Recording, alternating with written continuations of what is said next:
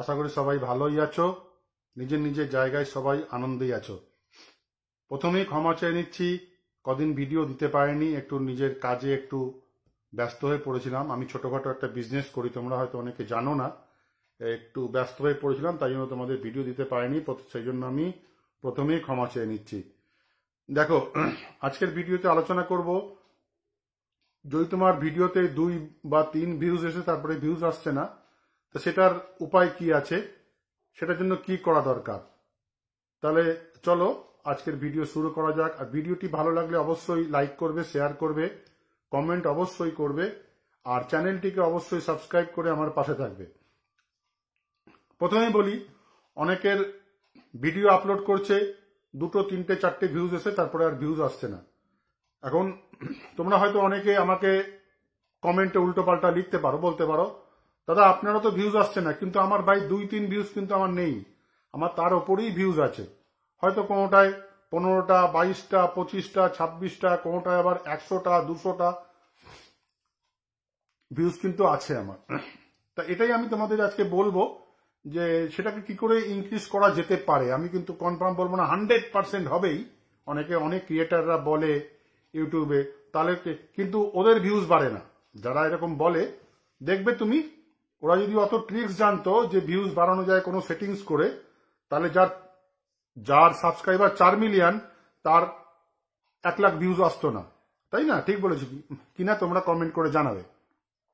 প্রথমেই বলি, ভিডিওটি আপলোড যখন করবে, আপলোড করার সময় আপলোড যখন করবে, প্রথমে আনলিস্টেড করে রাখবে, আনলিস্টেড করে আপলোড করবে, প্রথমেই পাবলিক করবে না, ঠিক আছে?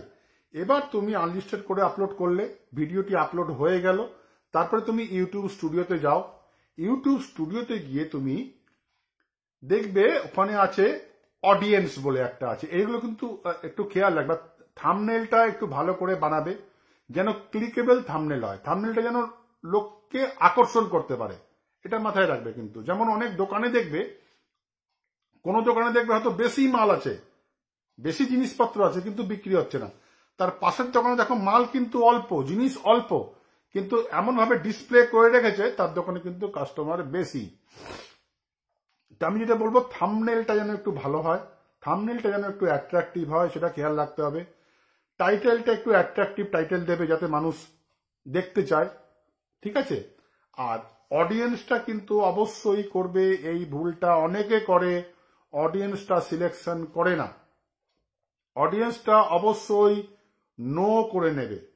যদি তুমি বাচ্চাদের ভিডিও না বানাও, তাহলে নো করে দেবে, ঠিক আছে? একটা উপরে আছে yes, it's made for kids, যদি বাচ্চাদের জন্য বানাও তাহলে ওটা হবে। আর তার নিচে হচ্ছে no, it's not made for kids. তোমার যদি কিডসের জন্য বানাও, সেটা কিডসদের কাছে যাবে।